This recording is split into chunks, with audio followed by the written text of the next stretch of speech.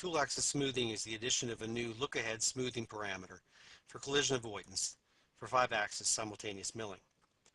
This new parameter will remove any sudden tool axis changes and ensure a smooth transition when collision avoidance takes place. In this demonstration, I'm going to show you two things. First of all, how to enable tool axis smoothing, and then how to adjust the smoothing distance. We have a folder here in the rolling demo that has all the files you need. We have the assembly with the part that it references. This demonstration uses a different tool that's not a standard tool in the tool cribs, so we've included this XML file. Import this tool into the crib so that you have the correct simulation. And speaking of simulation, we have the 5-axis post and machine design file that are used. So I'll open up the assembly, and we have some features in here that are already built. Here's the part, and in all three of these features, we're machining this face. And you can see this face has a couple of tabs that overhang. In the corner, there's some undercut conditions. So we have to do some collision avoidance in order to cut this face. I'll go into the feature itself and go right-click and edit the attributes of this isoline strategy here. And we'll take a look at the 5-axis tab. We're using a vertical Z axis control, but we're using lean to enable our gouge avoidance. We also have some tool axis limits set. I don't want the tool to lean over too far and hit this fixture here or hit the other rib, so I set a minimum angle of 35 degrees. Okay, and as you can see, tool axis smoothing is not enabled at this point. And I'll show you what the toolpath looks like without the smoothing. Okay, in the areas where it does not have to do any leaning, everything looks just fine. But once it starts to lean to avoid that collision, you'll notice that as the tool approaches that tab and that undercut, it will suddenly lean over pretty abruptly to a pretty extreme angle, and then come back to vertical, and again go down to that extreme angle.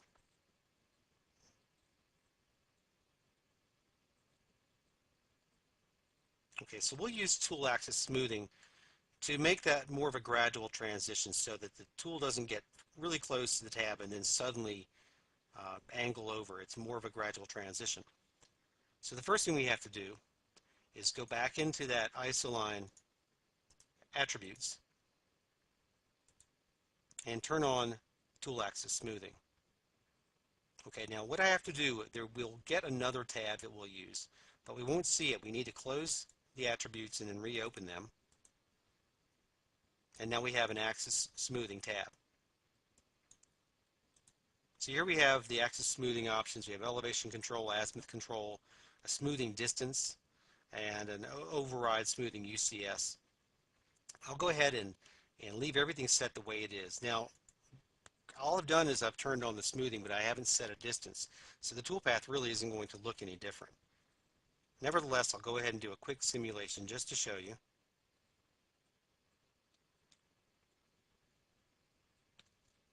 Just to highlight that turning on the smoothing without setting a distance doesn't really accomplish very much. We still get that sudden change in axis angle.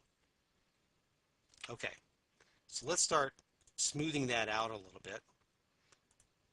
I'll go to this feature where we set a smoothing distance of 20 millimeters, and I'll right-click and edit the attributes.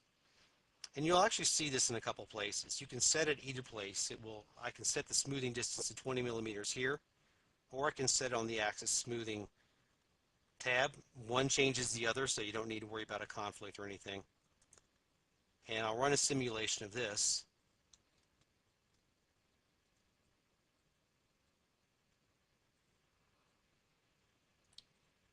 All right, and when the tool starts to lean, you'll see it start to lean sooner. So that's that 20 millimeter transition. And again, as it returns to the vertical position, there is a more gradual transition. So it is a nice, more gentler tool axis change of direction.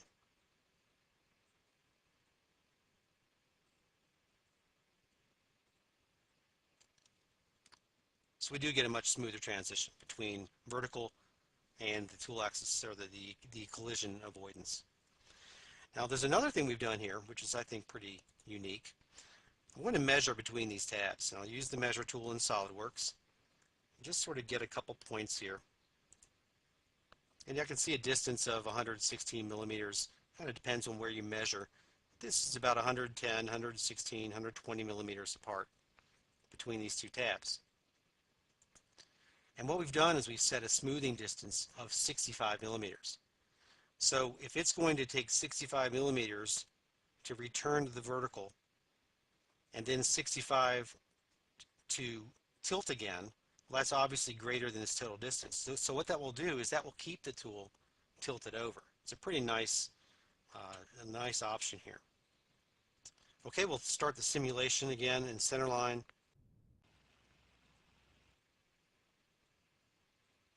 There, that's that nice long 65 millimeter transition.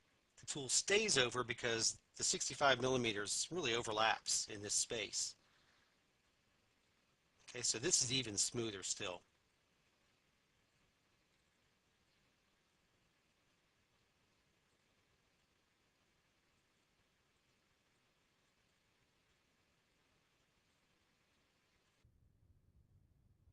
I mentioned earlier that we do have a machine design file in this demo. It's already, like I said, in the folder. If you need to browse to it, go ahead and do that. But I'll show you the machine simulation. What I like to do with machine simulation is I always like to start with a single step, because you never really know where you're going to be relative to the machine, and you'll see what I'm talking about in just a second. Okay, our screen seems to have gone blank, but in reality we're behind the machine. So that's why I like to do a single block. I can kind of get my bearings, figure out where I need to be, and then I can start with whatever simulation option I want. I still will want to use the Alt F3 to single block this through, and we can see the kinematics of the machine a lot more clearly. And there you can see nice transitions, smooth transitions. Okay, now the machine's kind of in our way at this point. There are a couple options we have here for making this view a little clearer. Obviously, if I rotate around, that machine blocks my view. I can set it to transparent. That's this button right here, or translucent. And we can watch the machine work. And this is a nice option. So you can just rotate around and watch that machine work sort of through the machine. Another option we have is to actually hide components of the machine. If you use your erase toolpath or clear simulation button, when you're in 3D or a shaded type simulation, and you click on that, it will bring up all of the solids that are in our view. And we can go through and hide the ones that we don't want to see. Well, conveniently, the enclosure is named, so I don't need to figure out which one it is. And I can just hide that. I can hide any other solids I want, but that's good enough for now. And I can pick up on this simulation. And you can even do this as translucent, so you can actually do a combination of the options here. We can get a good view of what's happening with this part, and the tool axis changes. And then you can restore everything, so I can go back to clear simulation if I want to, and I can return that enclosure.